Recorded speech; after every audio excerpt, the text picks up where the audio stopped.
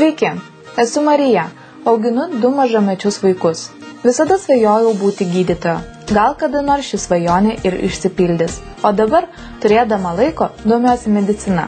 Skaitau naujausią informaciją apie sveikatą, kartais pasikonsultuoju su medikais. Bet svarbiausia, tai darau net neišėjusi iš namų. Taigi, noriu ir jums papasakoti, kaip nemokamai internetu gauti naudingos informacijos apie mediciną.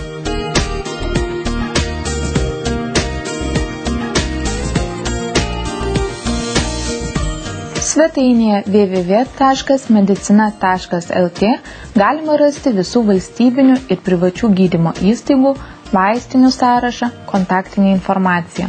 Taip pat galima rasti bendrovių prekiaujančių įvairią medicininę įrangą ar jos priedais.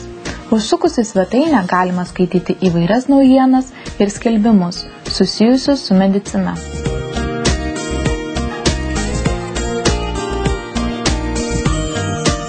Kita naudinga svetainė yra www.sveikas.lt. Joje daug išsamios informacijos apie mediciną, farmaciją, sveikatos priežiūrą. Galima gauti net profesionalų konsultacijų. Sukurta labai patogi sistema.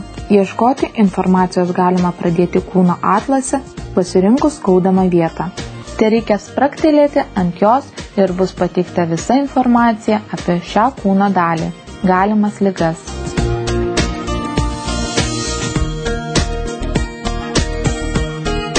Sveikatos portalas lsveikata.lt skirtas plačiai visuomeniai.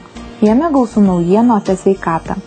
Registruoti svetainės lankytojai gali konsultuoti su profesionalais, ieškoti vaistų pagal pavadinimą, dalyvauti forumuose ir aukcionuose.